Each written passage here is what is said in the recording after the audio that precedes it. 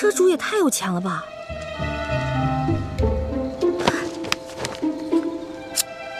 哼，看这车夫刚才那么嚣张的样子，估计这个车主也不是什么好人，我就当劫富济贫了。中堂大人，这边请。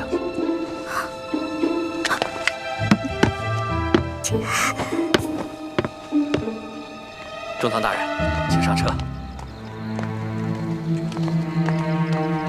大人慢点。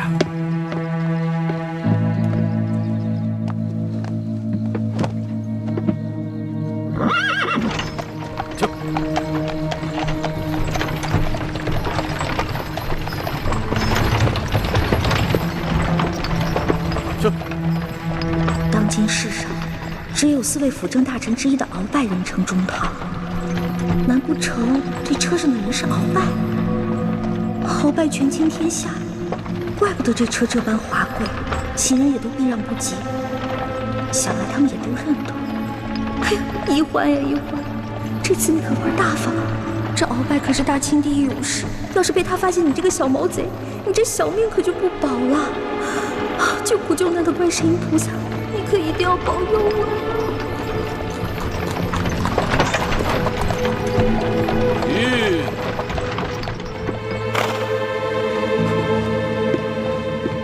奴才见过中堂大人。公公不必多礼。宫中一切可都好吗？一切尽在中堂大人的掌控之中。皇上好吗？皇上现在每天还是跟一些小伙伴们摔跤玩耍，无心朝政。他那都是故意做给老夫看的吧？当年顺治爷临终托孤的情景，老夫至今难忘啊！只可惜这个小皇帝翅膀眼看着就硬了，有点看我等老臣不顺眼了。其实，皇上还是很念旧情的。帝王天子，有谁是心慈手软、真念旧情的？翅膀硬了，总是要飞的。你还是继续给皇上进补吧，每日1盅大补汤，你一定要看着皇上服下去。奴才明白，奴才一定尽心伺候皇上。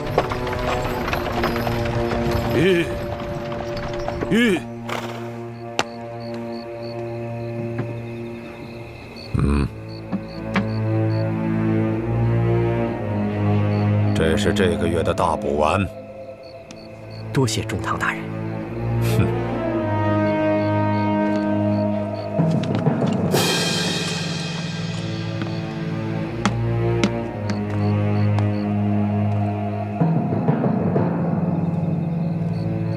赶紧送公公回宫，公公不便在外久留。奴才遵命。回宫？难道是回紫禁城？我的天哪！走。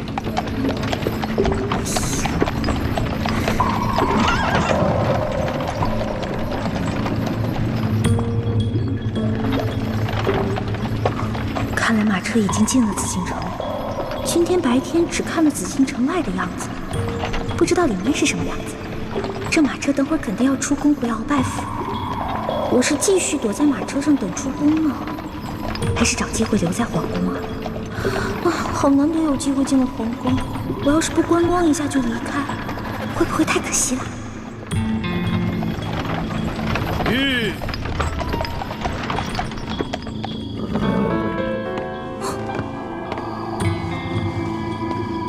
公公，您慢点。公公，这儿有没有方便的地方？这一路可把我憋死了。这宫里的路不好找，还是咱家带你去吧。哟，那有劳公公了。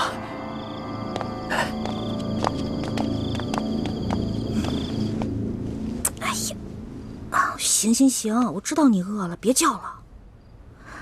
御膳房里面有举世无双的美食，要不然先喂饱肚子。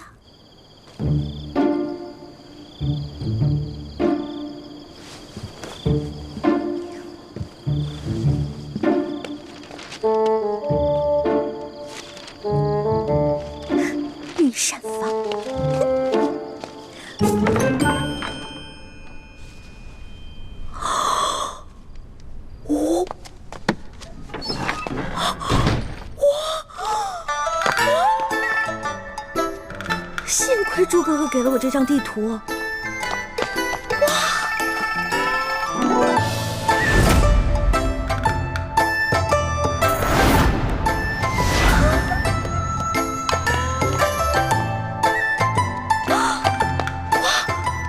这么多金银财宝，全是真的！上了鳌拜的车，反而因祸得福了。我得把这些金银盘子全都带走，带到明珠谷，给我的姐妹们。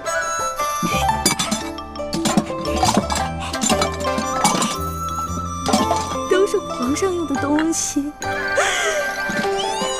太棒了！快快快快！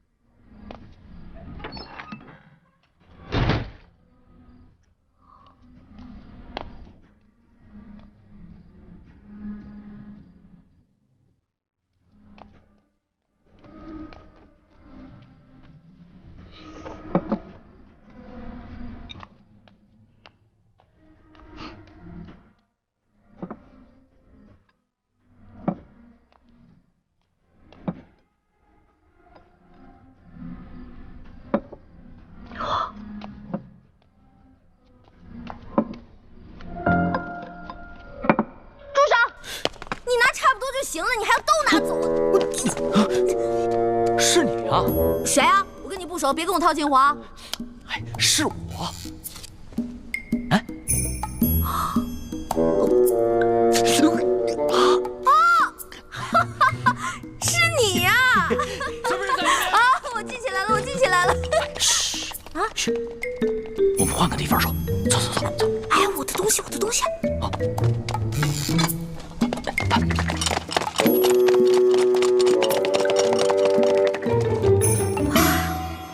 哎呀，哎呀，吓死我了！哎，多谢你啊，还好有你在，要不然我就被抓了。不过你到底是谁啊？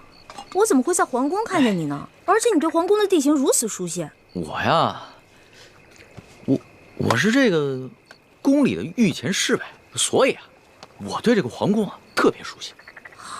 你在宫里当差啊？怪不得那个书画斋的老板不肯跟我透露你的身份呢。原来如此啊！小兄弟，还是你说的对，有缘自会相见。没想到这么快我们又见面了。是啊。哎，对了，你这么晚进宫来做什么呀？哎呀，别提了，要多倒霉有多倒霉。我在路上走得好好的。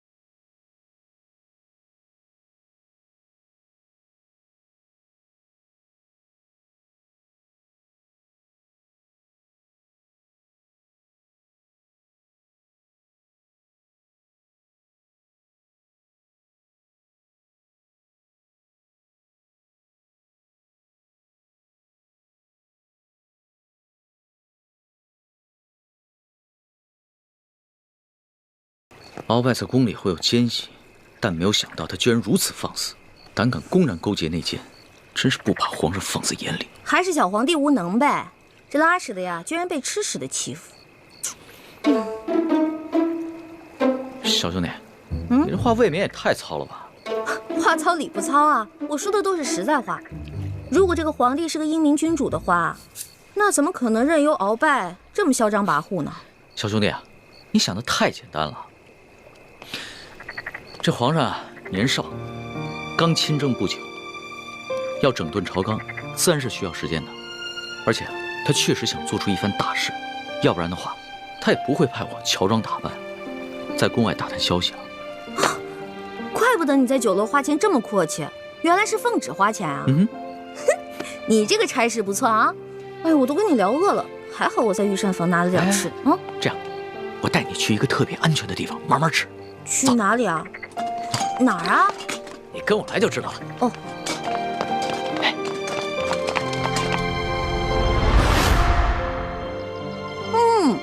好吃。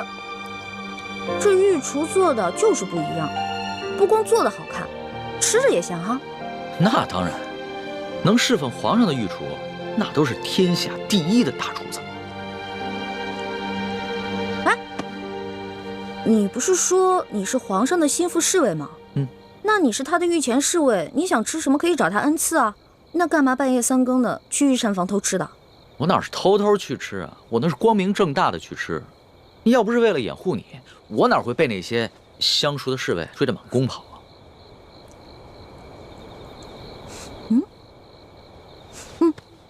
怎么？不对啊，这2种糕里面掺了不同的香料，会使人慢性中毒的。中毒？你别开玩笑了，怎么可能呢？这些糕点是皇上最喜欢吃的，而且皇上平时进膳的时候，都是有专门的人用银针试过的，也有专门的人试吃，怎么可能会有毒呢？真的，这里边的香料性热，而这个糕点里面的香料性凉，2种单独食用不会中毒，但是混在一起长期食用就会使人中毒，并且可以使人心智受损。你没开玩笑啊？干嘛？别动，我来给你把把脉。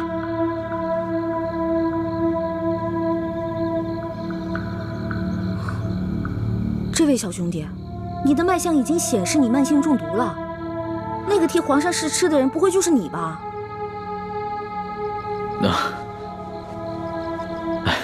实不相瞒，其实呢是皇上和我最近都感觉到身体不适，所以呢特意让我来御膳房求证一下。原本呢我是不相信宫里的太医，所以想取几样食材拿到外面去给宫外的名医看看。一开始见到你在那儿的时候，我以为啊你是下毒的人，派来毁灭证据的。后来看到你毫无顾忌的大吃大喝，然后又跟我说了这些话，到现在我才相信你。遇到本李大侠李易欢算你运气，知道吗？李易欢，姓李名易欢，这名字挺好听的。那当然了，我不仅名字好听，还会识毒，并且还会解毒呢。那我和皇上的毒能解吗？哎呀，你和皇上的毒嘛，解是可以解，不过这药材配起来比较难，而且这药材价格不菲啊。钱不是问题，你想要多少，我给你多少。好，3日以后在第1酒楼，我带着解药，你把药钱给我。这个药钱嘛，10两黄金。没问题，我看也不必等到3日以后，我这枚玉扳指肯定不止10两黄金，你先拿去吧。哇，果然是个好扳指啊！你就这么把扳指给我了？你也不怕我骗你？我相信你，虽然我们2个相识不过1日，但是我能看得出来，你是一个有本事的人。只要是有本事的人，都不会因为钱财而背信弃义的。有眼光，我是个有本事的人，我的本事不光这些，还有很多呢。以后有机会慢慢让你见识啊。好啊。不过呢，刚才在御膳房咱们2个交手的时候，我发现你的武功啊，其实比我好不到哪儿去啊。没本事的人才会靠蛮力，像我们这种有本事的人是靠这里，知道吗？再说了，我就是一个江湖小贼，我这点本事也足够了。但是你是御前侍卫啊，那你这3脚猫的功夫怎么当的御前侍卫？哎，你跟我说实话，是不是你投了个好胎，有了个好爹，才让你当上御前侍卫的？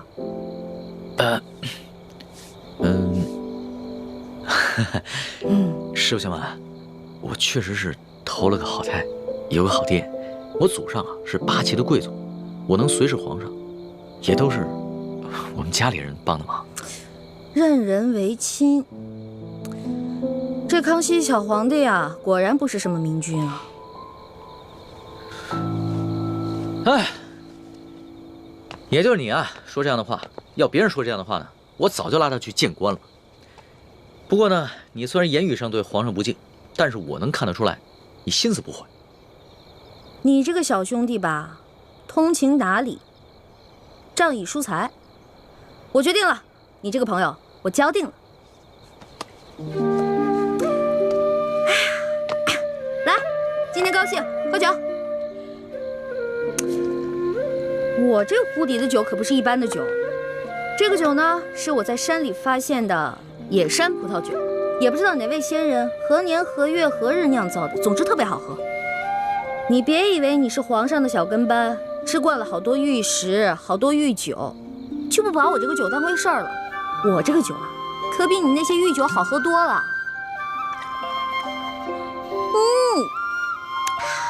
爽，尝尝。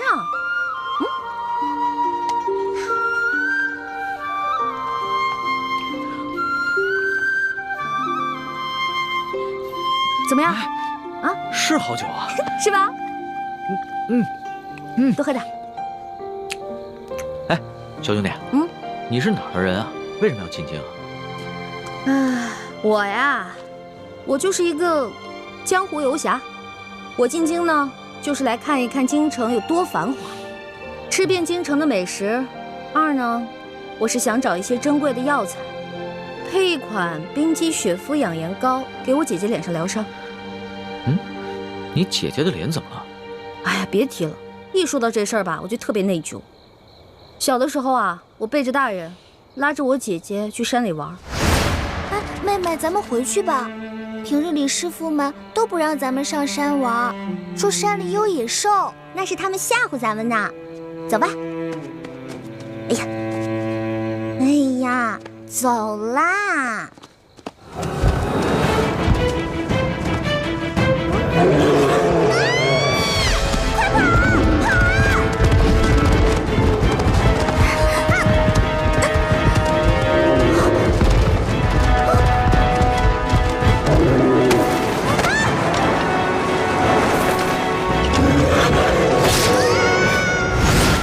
所以我姐姐脸上就落下了伤痕。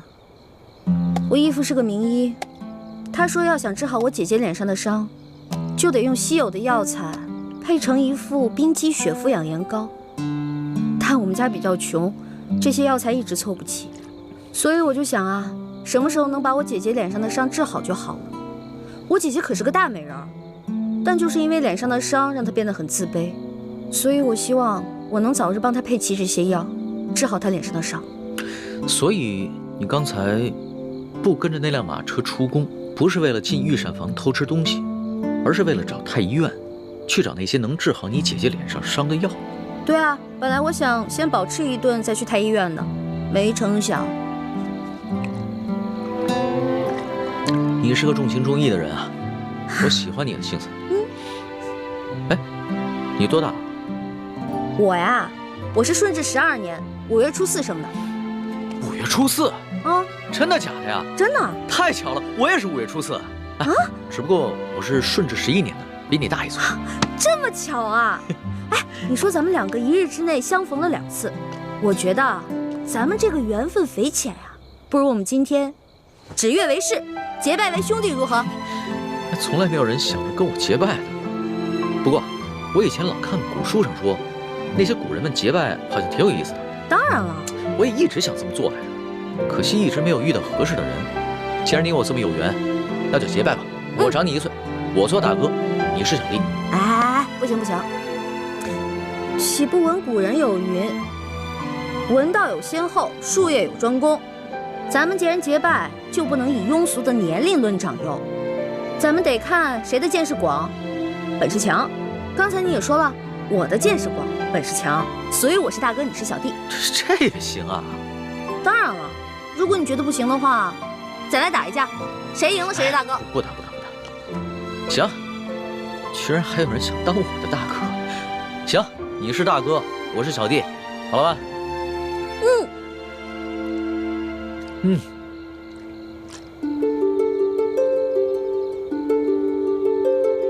李易欢，我龙三，今日对着月亮发誓，结为异姓兄弟。从今往后，有福同享，有难同当，永不背弃。同生共死，同甘共苦，如有违誓，天打雷劈。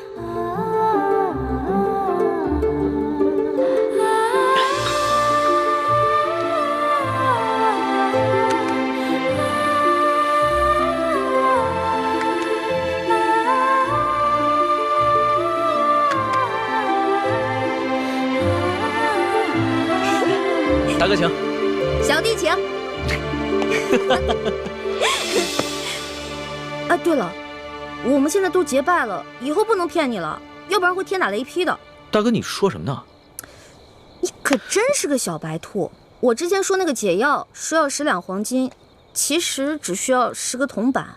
我跟你结拜了，所以自然不能骗你了。哦，还有这个玉扳指，还给你吧。我是刚开始看你那么有钱，所以想顺便敲敲你的竹杠。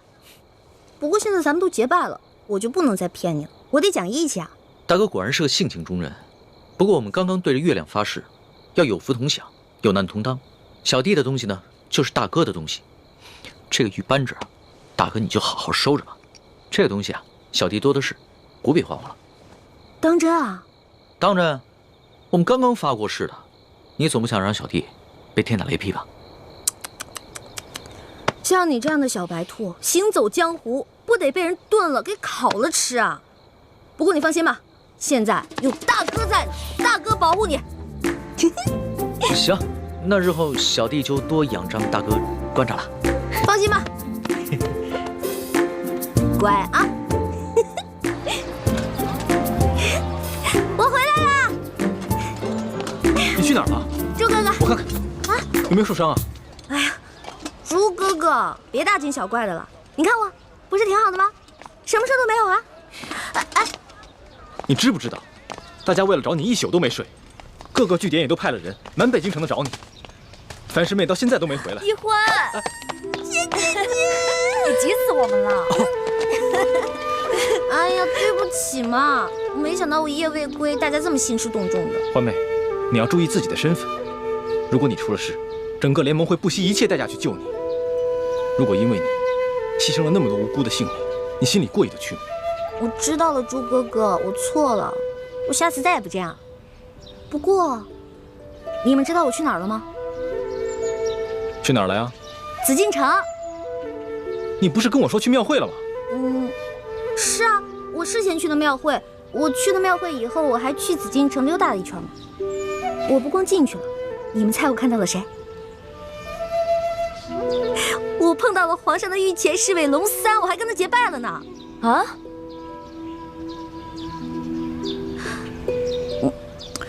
我就知道你们不信我，给我。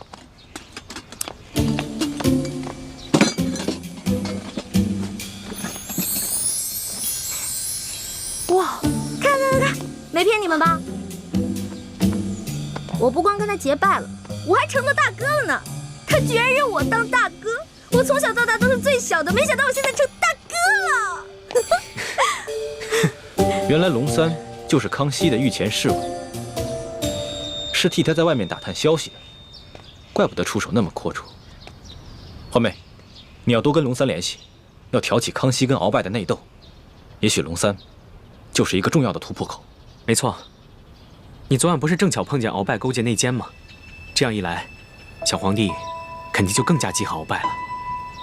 可是我跟龙三都结拜了，他是我兄弟啊，我们已经发誓了，有福同享，有难同当。我这样做是不是有点不厚道？欢妹，情有轻重，义有大小。江湖情义固然重要，但那是小情小义。联盟光复大明，那才是大义。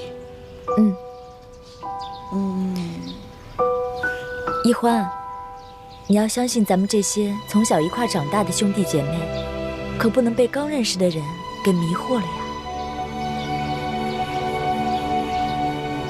那好吧，我听你们的。皇上头晕的毛病可好些了？略好些了。只是皇祖母，你们都退下吧，和皇后唠些家常。下去。是。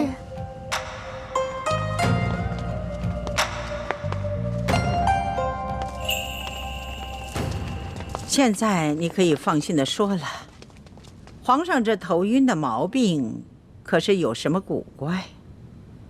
是有人在皇上的饮食中下了毒。下了毒？那太医院的人回话说，皇上患了风疾。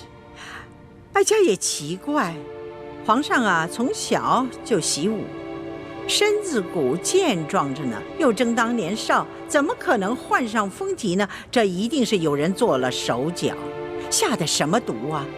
是否危及到生命？皇祖母放心，倒不是什么要命的毒药，只是2种药性相克的草药，长期服用会引起心悸和头晕，无法理政。明白了，竟有人如此胆大包天，肆无忌惮，这在朝里找不出第二个。想必他是看上皇上长大成人了，却不甘心还政于皇上，居然不惜铤而走险来毒害皇上。皇祖母，那个狗奴才已经如此大胆，那可如何是好？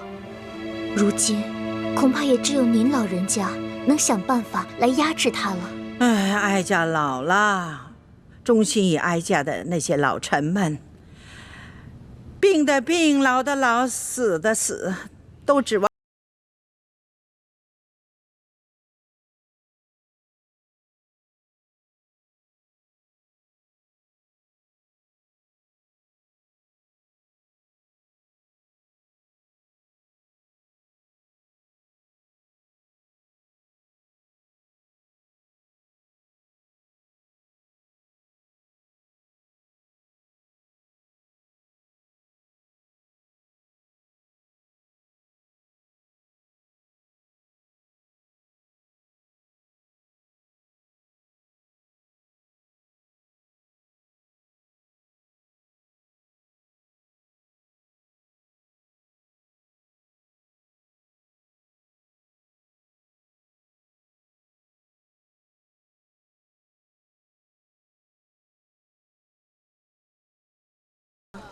给你的，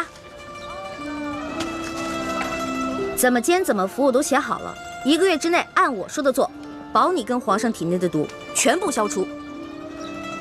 多谢大哥。小小意思，不用客气的。哎，对了，大哥，你为你姐配的那个养颜膏需要的药材也写一份给我，我回头帮你去太医院取去。真的？谢谢龙小弟。自家兄弟，你跟我客气什么呀？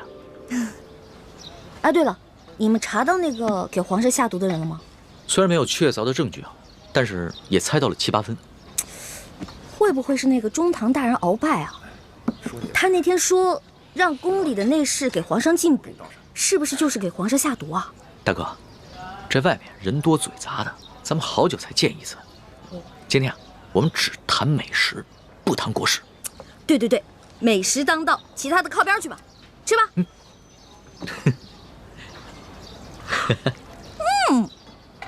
好吃。哎，大哥，我送给你的那把古扇子呢？那把扇子啊，太贵重了，我不敢拿着，所以呢，改明儿我给它当了，兴许能换好多钱呢。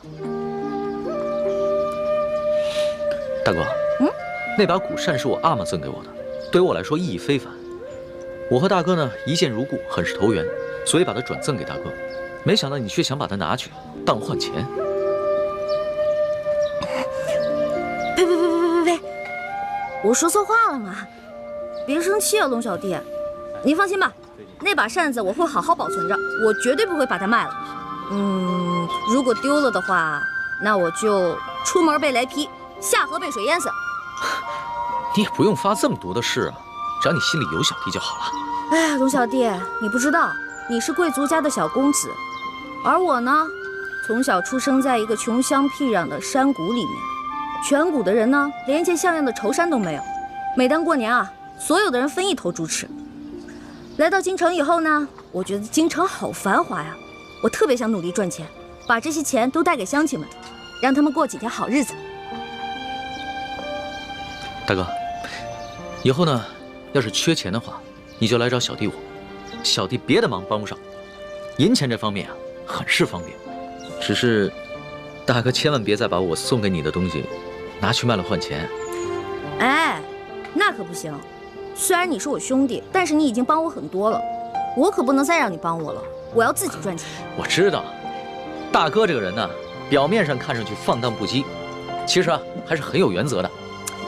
哎，我的龙小弟也不错嘛，仗义疏财，通情达理，最主要的，大气有钱。能得到大哥这样的评赏，小弟心里甚是欢喜啊！来，喝一杯。喝，干了。好热呀！为什么这么热还要开会啊？此人就是孙福，他曾是我二儿子，也就是奕欢的二哥李四星的心腹副将。当年我跟吴三桂在滇都大战，四星是怨恨我为了保护先帝，亲手射杀了他娘亲跟他妹妹，从此不知所踪。这孙福也下落不明。如今我们得到消息，孙福已经投降了清廷。现在，我要你们全力活捉孙福，把他带回明珠谷，从他的口中逼问出四星的下落。这孙福都投靠了清廷了，那我二哥会不会也投靠清廷了？奕欢，不要胡说。你二哥是我的亲儿子，是我一手教养成人，他是宁死也不会投降大清的。他的失踪，要么就是生我的气，要么就是被孙福暗害，为国捐躯了。孙福投降清廷以后，清廷对他很是重用，不仅赐了满姓，还封锁了一切有关他的消息。所以我们调查了这么多年，直到如今才探查到，元州知府阿克塞纳木泰就是当年李四星将军的副将孙福。他为了防止身份暴露，行事非常谨慎，出入都有大批士兵把守。为了保证能够活捉孙福，李欢，我们必须集体出动，明日便赶往元州。啊，明天就出发？对，等樊师妹执行任务回来，明天一早便出发。能不能过2天再出发呀？这来京城还没几天呢，庙会还没逛够，好多好吃的还没吃呢。龙小弟还跟我说他要请我吃烤鸭呢。爹，晚几天再走行不行？我们去元州不是游山玩水，捉拿孙福关系到查探你二哥四星的下落，必须马上执行，免得夜长梦多。你要是不愿去，那就跟着义父回明珠谷吧。回明珠谷？那我还是跟你们去元州抓什么阿克、什么泰什么的吧。奕欢，这次你要把你的玩性全都给我收起来，跟着你的几个师哥师姐，好好的完成任务，知道吗？大师兄，我看这样吧，此次劫人就由咱们4个来完成，让小师妹只负责接应就好了。还是叶哥哥对我好，不像某些人婆婆妈妈唠唠叨叨的，讨厌。你就是嫌我烦，我也得提醒你一句，坐直了。此次行动是我们5个人出师以来第一次集体行动，切莫大大咧咧的，不当一回事。认真点。奴才叩见太皇太后，太皇太后吉祥。嗨，甭这样，哀家都说了多少回了，那些繁文缛节的事啊，就免了。哼，赶紧坐下吧啊！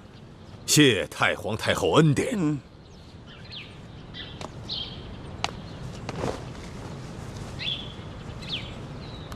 不知太皇太后召奴才来，有何吩咐啊？哎呦，哪有什么吩咐啊？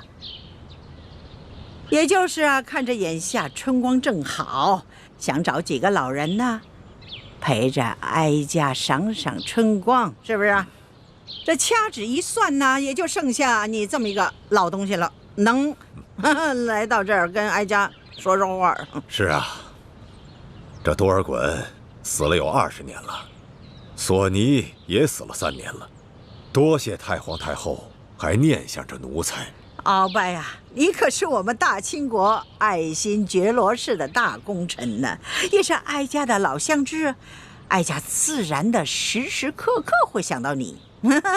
好在皇上已经成人了，哀家这担子呢，该卸一卸了，你说是不是？太皇太后所言极是，太皇太后也是不容易啊，辅佐了3代帝王，功盖千秋，真可谓是古往今来女中第一呀！哎呦，什么功盖千秋啊，天下女中第一呀，这都是虚名、虚词儿。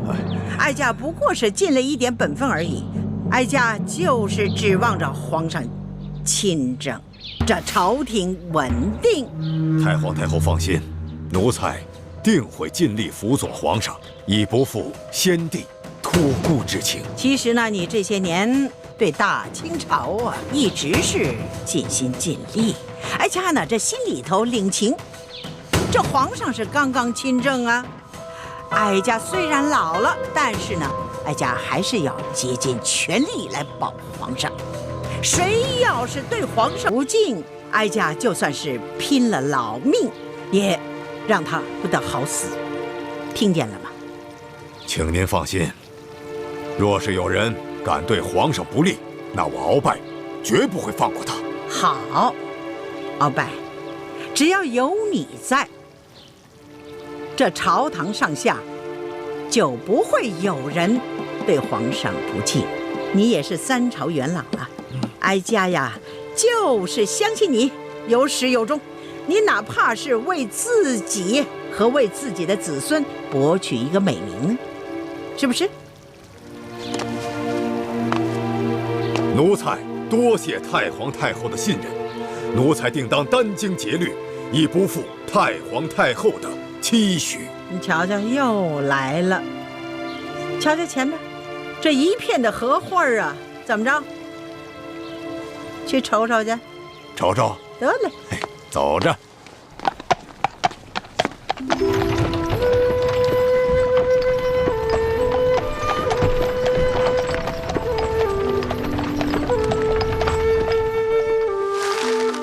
这水源虽然不大，却是皇家赤节。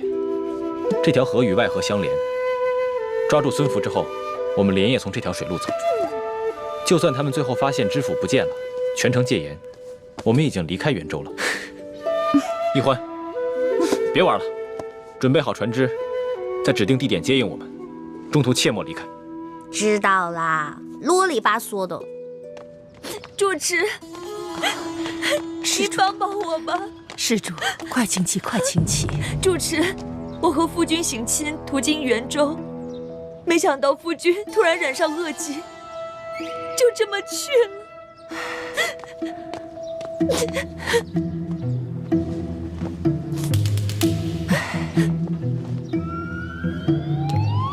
阿弥陀佛。主持，您就帮帮我吧。看你如此年少就经历这等不幸之事，实在令人同情。好吧，毗尼就为你的亡夫做场法事，超度亡灵，让他能魂归故里吧。主持，谢谢你，谢谢主持。还有一件事情要请主持帮忙，为了给夫君治病，我身上的银元全都花光了，不能去住客栈了。主持，您就收容我几天吧，带我的家人来把夫君的灵柩带走。到时候我一定会给安里多捐功德。这水月庵多年来一直深得知府夫人看顾，3天后他要来此上香许愿，到时安里会谢绝一切香客。若是他看见你们在此，恐怕多有不便呢。主持，我已经给家里发了急报，他们一定会赶过来，一定会在知府大人、知府夫人上香之前把我们接走的。主持，您就帮帮我吧。主持，您就帮帮我吧。主持，我求求你了。快请起，我父慈悲，毗尼就做主收容你3日吧。快请起。谢谢主持。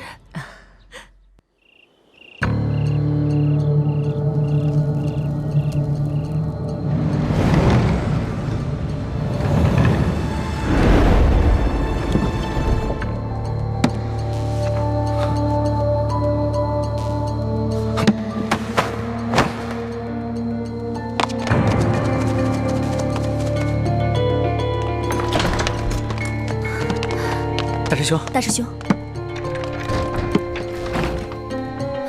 大师兄，叶师弟不愧是咱们的军师，这个计划到目前为止都进行得很好。还是大师兄的逼气功厉害。那住持一连2日为你做法事，都没有丝毫的察觉。明日啊，孙福的夫人就会来上香，成败就在此一举了。对了，易欢接应的船只没问题吧？应该安排好了吧？他说没问题，应该没问题。小师妹虽然平时贪玩，但还是分得了轻重的，会安排好的。我亲自带他踩过点，亲自安排好船只，再三嘱咐过他，应该不会出现什么问题。这个臭猪哥哥把我一个人扔在这儿。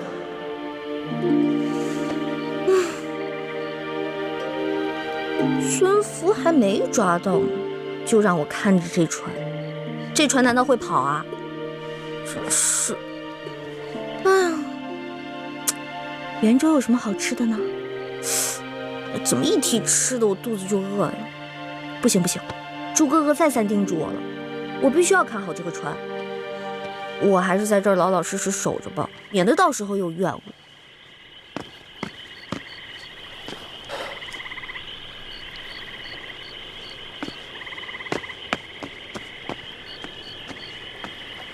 船家，船家，啊！送我去元州城的春风院。对不起啊，我这船不送客。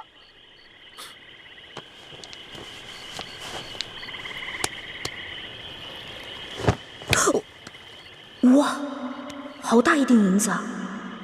可是猪哥哥吩咐过，千万要守在这里，不能离开。那这个钱我是挣还是不挣呢？现在送不送？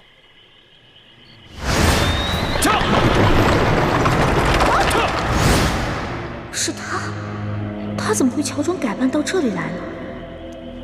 难道是鳌拜又在搞什么阴谋？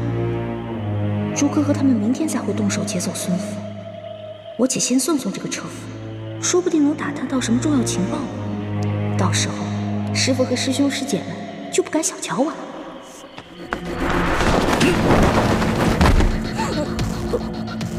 还愣着干嘛？哟，这人的功夫在我之上，我得当心点。客官，您说的春风院在什么地方啊？顺着河一直走，到了你自然就明白了。好嘞。元州城里鼎鼎大名的春风院都不知道，真是没见过世面的乡下小子。里边请，里边请。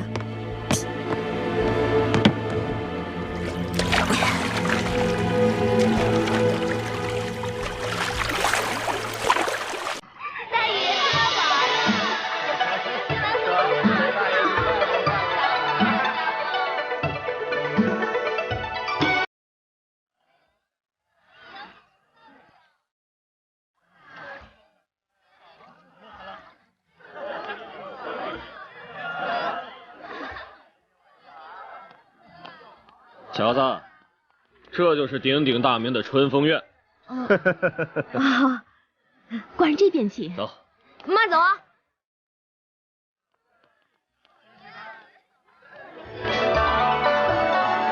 原来这就是传说中的妓院啊！京城里有那么多更好更大的妓院，这鳌拜的车夫不会千里迢迢来到元州就是为了嫖妓吧？肯定不是为了嫖妓，我得跟着看看去。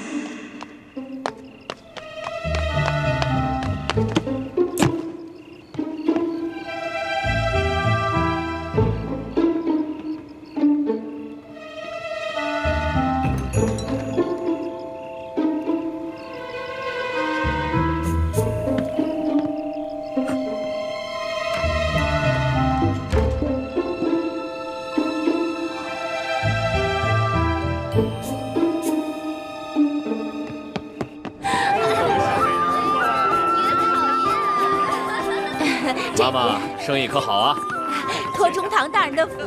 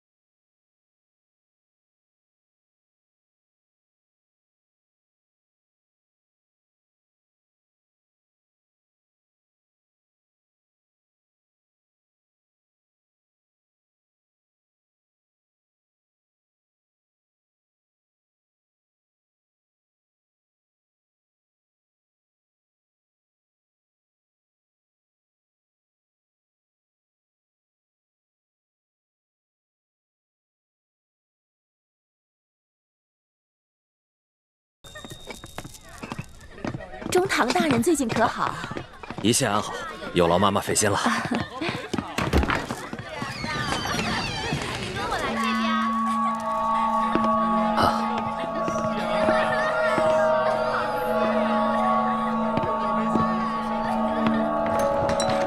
官人这边请。好。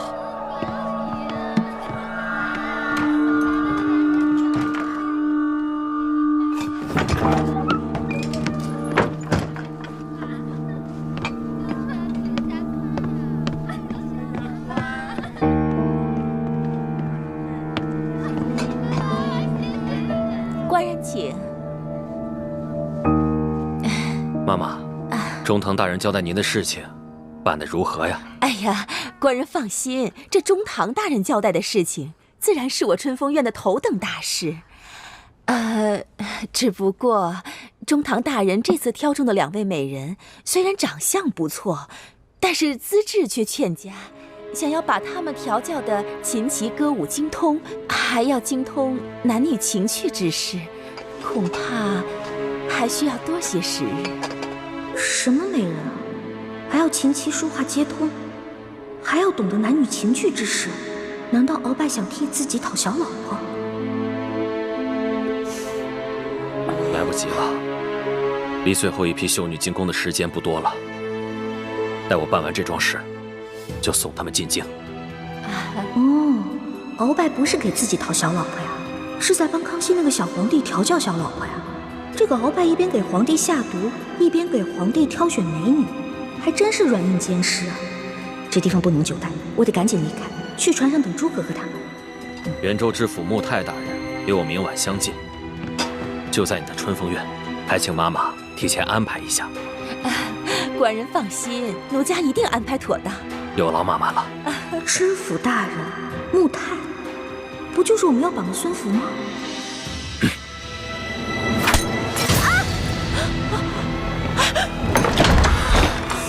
是你？不是我。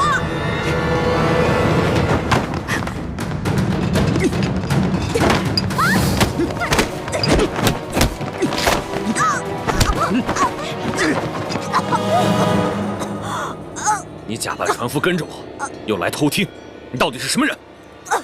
饶命！你先松开我！说。我说，这小的就是一个跑船的，我这送客官来这儿，这春风院我也不知道这春风院是哪儿，我这一来才发现，春风院是个妓院。我就想，小的我这也没见过什么世面啊，我就进来。但小的穿的这身吧，也不是熟客，没什么人招待小的。小的就在这2楼瞎晃悠，这晃悠着，就看见屋里有好多金银酒器，我就想伸手拿几件，结果小的错了，这小的再也不敢了。你只是为了偷东西，没有别的企图？小的糊涂，都是小的一时糊涂，这偷的东西都在这儿呢，你看看，都在这儿。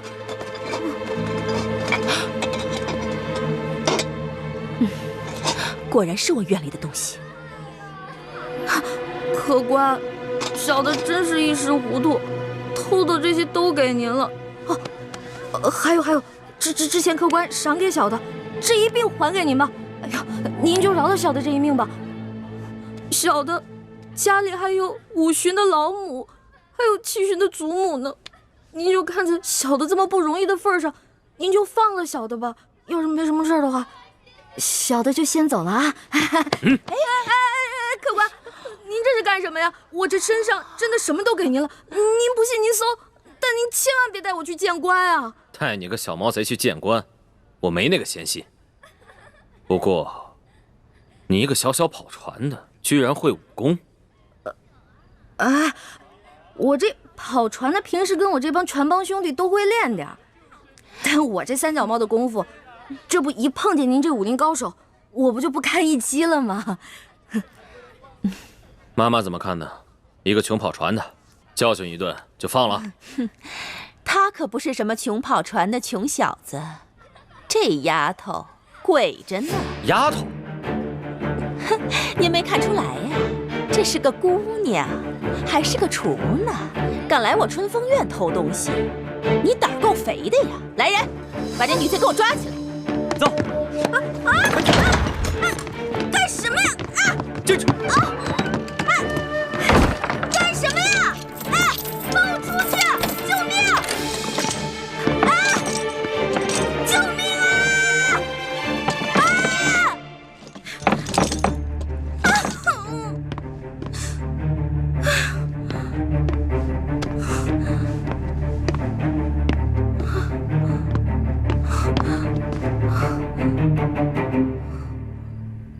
不行，我必须得出去。天一亮，朱哥和他们就要开始行动了。万一他们抓了孙福，来到河边，却发现我和船都不见了，那可怎么办啊？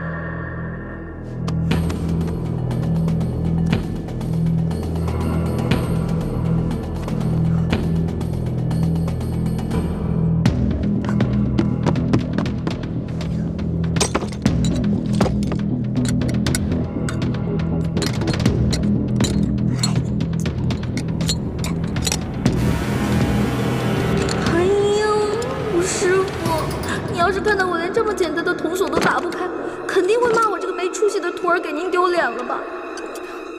只怕不仅仅是把您的脸给丢了，搞不好我把自己的小命也给丢了。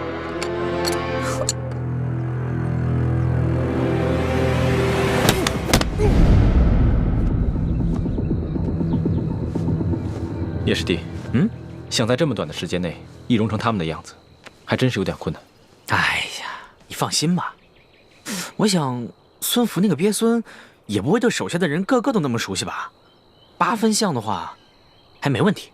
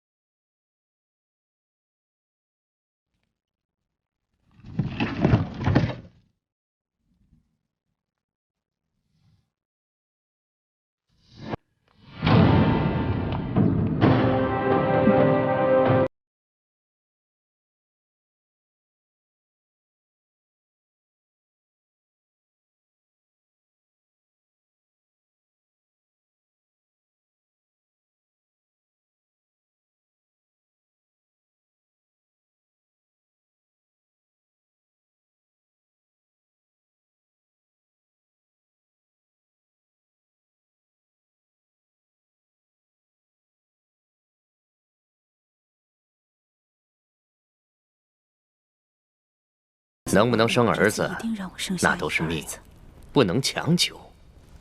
说的倒是轻巧。老爷要是不喜欢儿子，为什么3年之间纳了3房妾室？夫人何必在意？那他们不也都生的是女儿吗？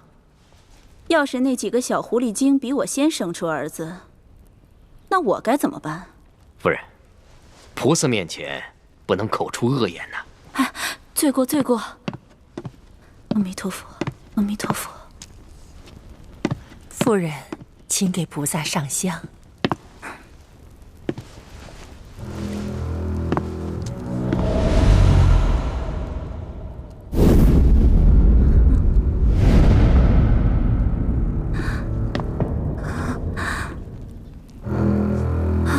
夫人，夫人，夫人，夫人，来人呐！来人！大人何事？何事？这里有诈，快扶夫人出去！快啊！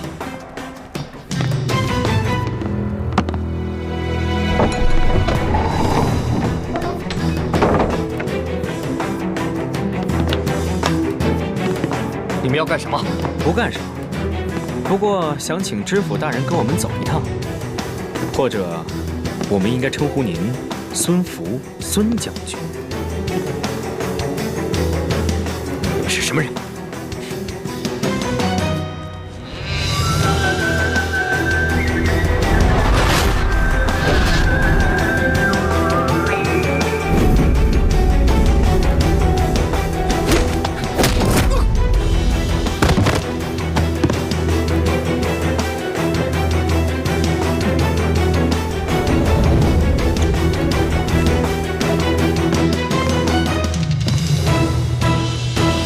这个呀，是我家人给安里捐的功德，望您收下。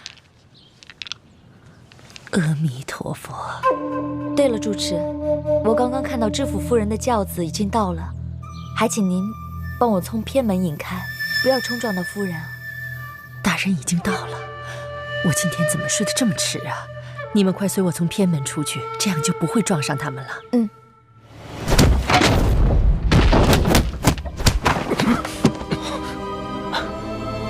这是什么地方？你们是什么人？你没资格提问，先回答我们几个问题。什么问题？李嗣兴将军现在何处？是死是活？我不认识什么李嗣兴将军，我不知道你在说什么。再敢说半个不字，我要你的命！我真的不知道你们在说什么。孙福，你以为你改了个满族名字阿克塞纳木泰，我们就认不出你了吗？我真的不是知府大人，我只是他的替身。替身？如果真的孙福去了，那默笙和倩影不就危险了？大人，怎么样？他们两个有消息了吗？父亲都找过了，没有发现他们两个人，可能是偷懒去了。不对，这里面一定有蹊跷。其他人收好了，跟我进去。放肆！佛门清修之地，岂容你们在这儿胡闹？退下！大人，小的们不是担心您和夫人的安全吗？我这不是好好的吗？有什么好担心的？备轿。是。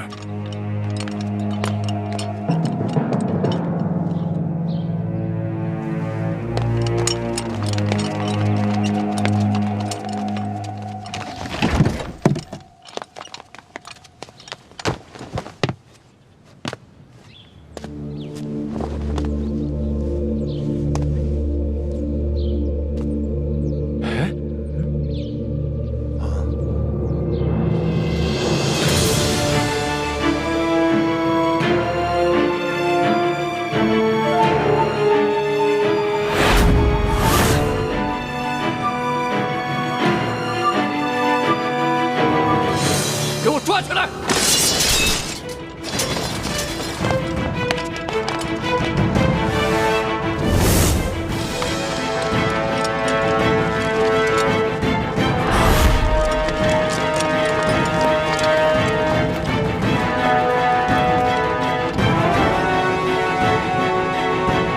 就凭你们几个，还想要本官的性命？你们是什么人？我夫人现在何处？如果老实交代的话，本官或许可以放你们一条生路；如若不然，哈哈哈！弓箭手，慢着！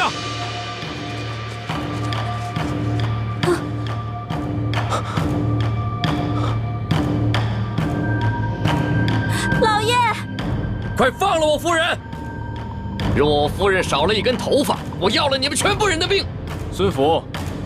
想不到你一个贪生怕死、卖主求荣的人，对你自己的女人，倒还算有点情义。你们是什么人？孙福，李嗣兴将军到底身在何处？是死是活？没想到，你们这些前明的余孽还在兴风作浪。李嗣兴将军到底在哪儿？就你们几个毛头小子，没资格跟我谈条件。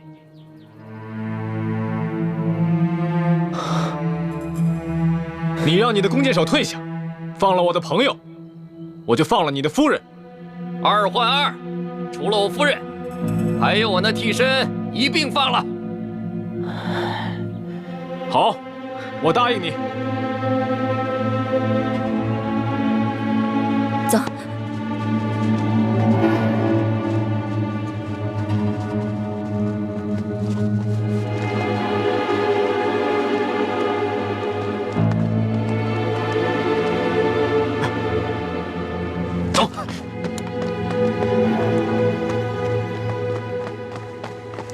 手！言而无信，卑鄙！那些遗老遗臣们没有教过你们吗？现在没有什么君子了，只有成者亡，败者寇。给我放箭，一个都不能放过！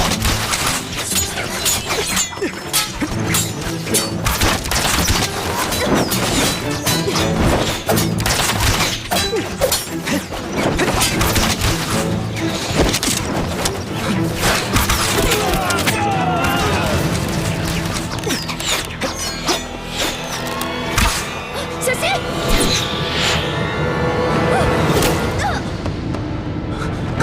进城！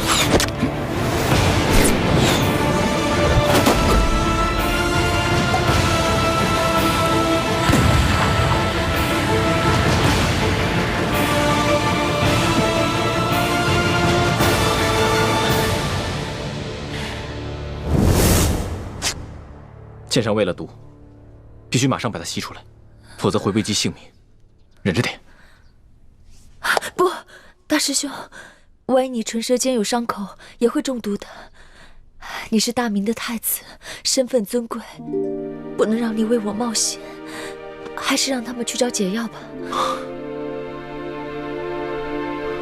别说了。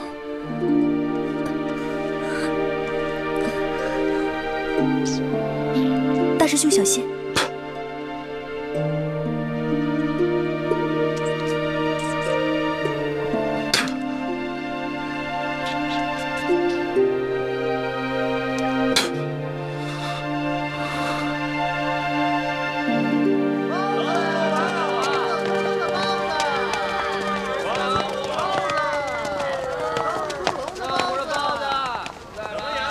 你们就在这儿候着吧，我上去等人。这。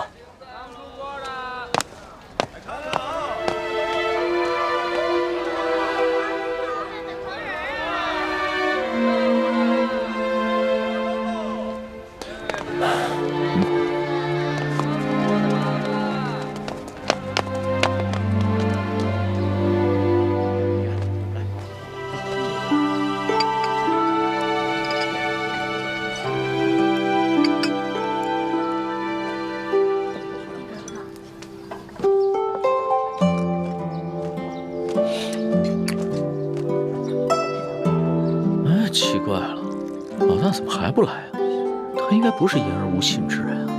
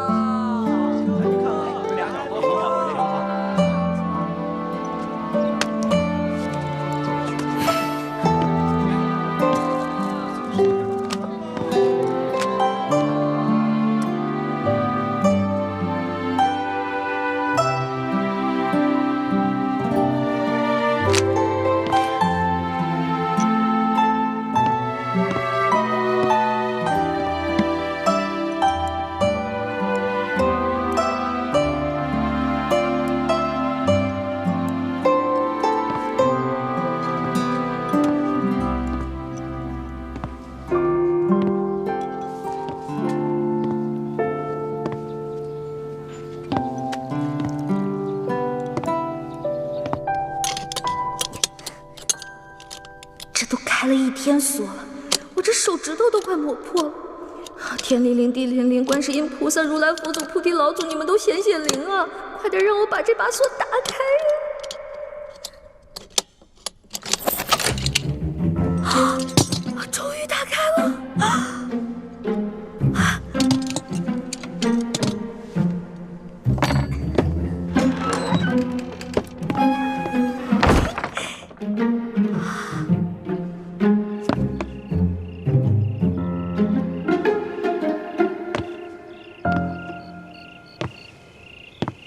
刘大哥，请您帮小弟在中堂面前多多美言2句。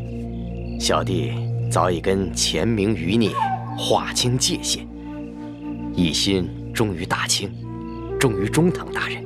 前明余孽呢，居然暗中派人来刺杀你，足以见得你早已和前明余孽势不两立。是。那在下就回京复命。好，先告辞了。告辞。告辞。就。哦，难道这个一脸奴才相的人就是孙福？可他现在不是应该被朱哥哥他们绑了吗？难道朱哥哥他们失手了？知府大人，您可许久未来我这春风院了，姑娘们可都惦记着大人呢。妈妈帮我找一个厨。这怎么不舍得呀？哎呀，不是。妈妈，你可别忘了，这县官不如县管，这春风院毕竟还属于我的地界呢。好吧，不过这丫头她性子野，我得先找她说道说道，以免冲撞了大人。快带我去看看呐！好，这老鸨说的性子野的姑娘不是我吧？那我得赶紧离开。不对，既然朱哥哥他们已经失手了，那我是不是应该利用这个机会来将功补过呢？对，我得回去。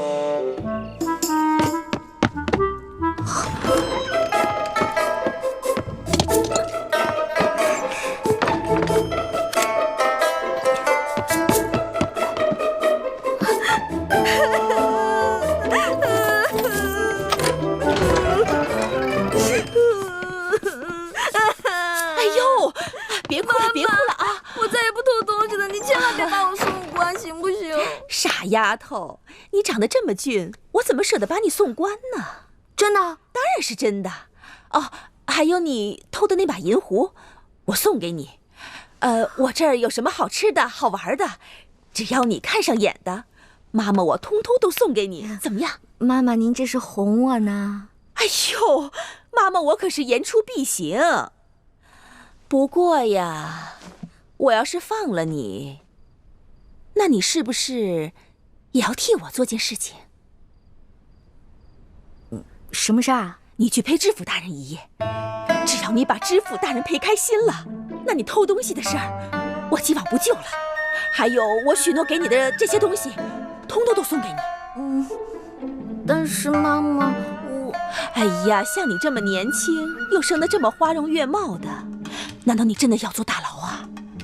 丫头，你是聪明人，要怎么做还用我说吗？可是人家还没出阁呢，所以才让你陪知府大人呀。哎呀，其实女人呐，早晚是有这么一天，是要清白还是要自由，你自己选一个。就一个晚上，就一个晚上。那我还是选择自由吧。不过妈妈，您承诺过我的那些东西可不能食言啊！哎呦，您放心，妈妈我是讲信用、讲原则的。快，给姑娘梳洗打扮，快！姑娘，请吧。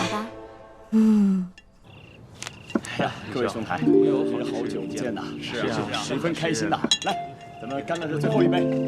表哥，你喝几杯啊？好，都是个菜呀。行。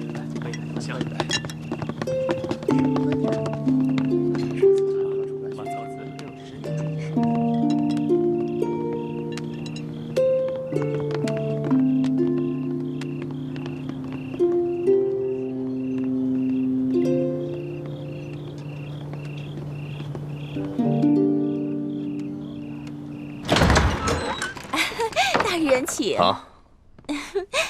快，见过大人。知府大人。你怎么知道我的？是妈妈说的，说您是知府大人，让我好好伺候您。哦，这个，哎呦，果然是个厨啊！啊，走吧，好好伺候啊。不错。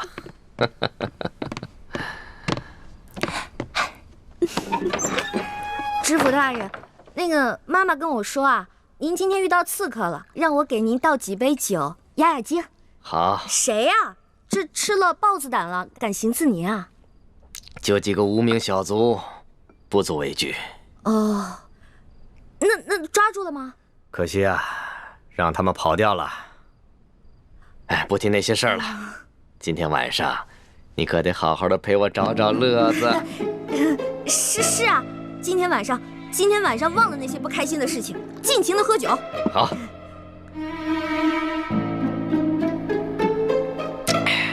不过这酒怎么跟我往常喝的不大一样啊？嗨，这个酒是我专门为了让大人您压惊准备的酒啊，您觉得怎么样啊？香，就和美人身上的味道一样香。哎，大人，咱俩玩骰子吧。好，来，我先来。好，你先来。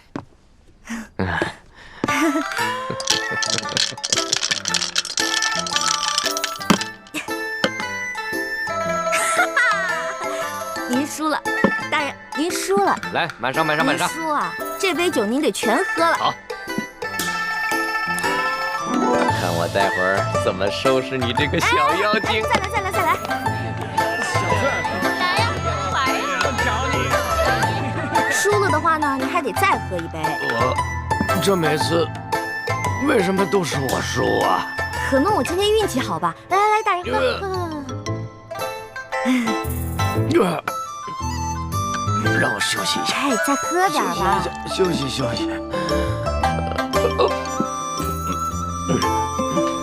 知府大人，知府大人，知府大人。哎呀，跟我玩骰子，从小到大明珠谷就没人玩得过我，跟我玩，哼。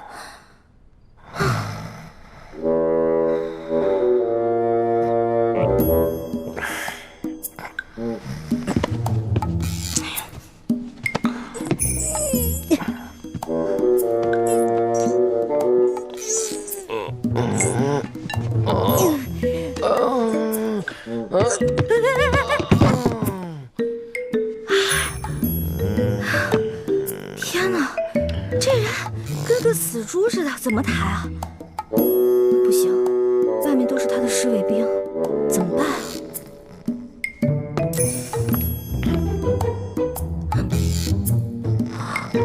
有了！袁州城大大小小的饭店、酒楼、客栈都找遍了，易欢到底去哪儿了？一开始我还怪他没有在河边接应我们，现在我只希望他平平安安就好。哎，你们看，是易欢的暗号。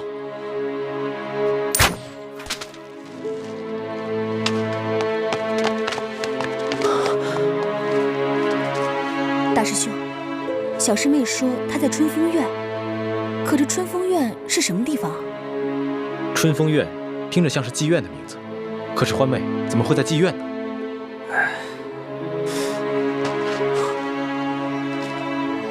哎，你们看，小师妹说她在妓院里捉到了孙福，让咱们赶紧去接应。朱哥哥，你们总算是来了。慢点啊，樊姐姐。这个人就是孙福。不过你们放心吧，我已经把他灌得不省人事了。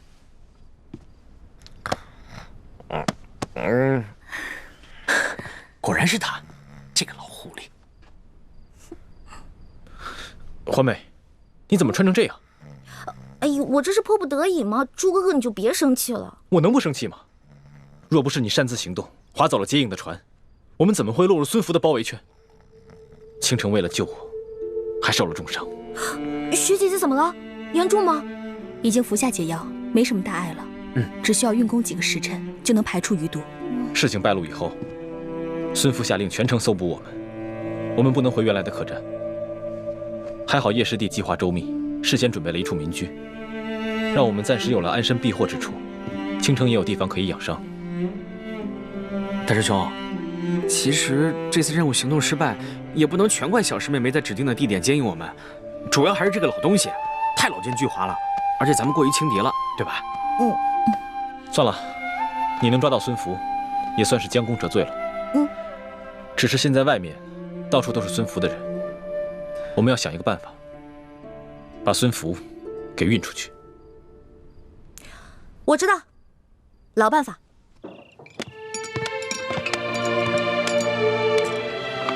龙少爷，酒楼就要打烊了，我看您等的朋友不会再来了吧？不如我们先回府吧，要不太夫人知道了，又要怪罪奴才了。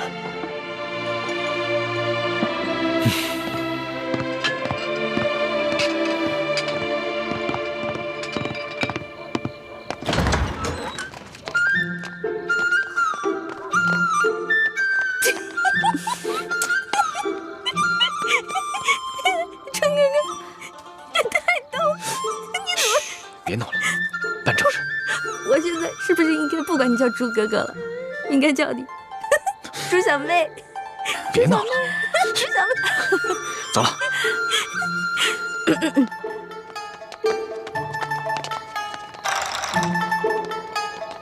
慢点啊！站住！干什么呢？